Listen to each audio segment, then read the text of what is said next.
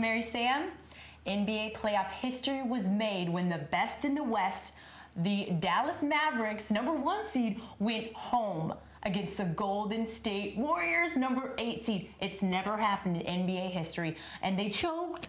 I think we need to talk about the biggest player that choked, Dirk Nowitzki. Mary Sam, what happened? I don't know. I mean, like, now people are calling, you know, he's probably going to be named the MVP, but now he's getting labeled most valuable puss, you know, most visible punk. I mean, honestly, it's sad because what was it, Lindsay? That game 6, a do or die game, I think it was 8 points from your MVP. Well, the guy went home, obviously, in game 4 when he said, if we don't win this game, we're done. What MVP? Would you ever hear Steve Nash saying that? Who would say that? Never. You're basically, their team was done in game 4. If you've got that kind of attitude, you don't deserve the MVP. The guy did not step up. He got nervous. He got rattled.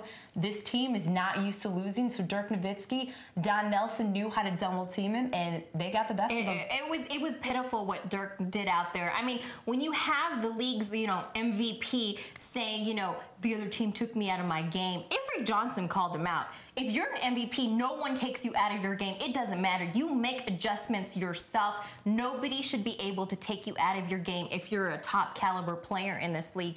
And you're right, we have to give credit to the coaching. Don Nelson knew this team. He built this team. He knew how to play them, and he let his guys go, and they did the job. They knew, and that's the thing, is Don Nelson, even though he was so nonchalant in the media, blasé as it gets, he was like, oh, we're just the Warriors, you know, you got to give the Mavericks, they're the best team. He knew exactly what he was doing. He was playing mind game after mind game with Avery Johnson because he knew that this team knew how to beat them. He knew how to shut down Dirk Nowitzki, and that's exactly what they did. And that defense was just unbelievable against the Dallas Mavericks. And their offense, too, Baron Davis.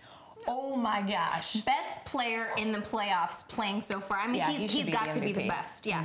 Now, I'm a little worried about his hammy, but I mean, look what happened when he went down with a hammy. He still ended up with, what, 20 points? I think it was like 8 assists. I mean, he was still nutty. And look at the other guys on this team. Steven Jackson, who was, you know, shipped off from Indiana because he had an attitude problem, balled his ass off, made threes like nobody's business. And I mean, and then you've got, what?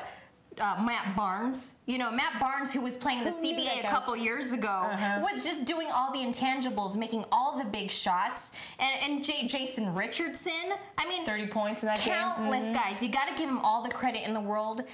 But now, what's going to happen to the Mavs? You win 67 games in the regular season. You saw Mark Cuban on the sidelines. Not a happy man. What do you do from now? And the thing is that this Dallas team has got to learn how to play in that postseason.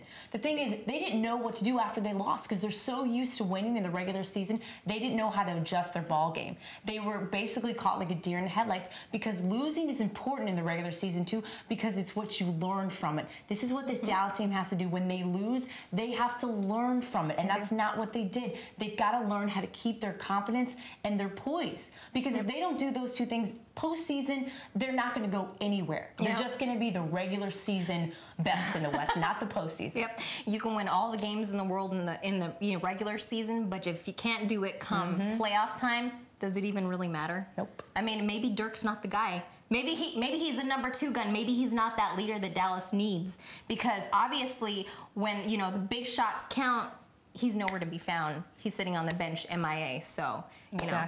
Sorry, Mark Cuban. Maybe next year. No. But, you know, the Golden State Warriors look good, and we'll see what they can do against Utah in the next round. It's going to be very exciting. All right. Well, that wraps up this episode of Sports Babes. Join us again next time at sportsbabestv.com.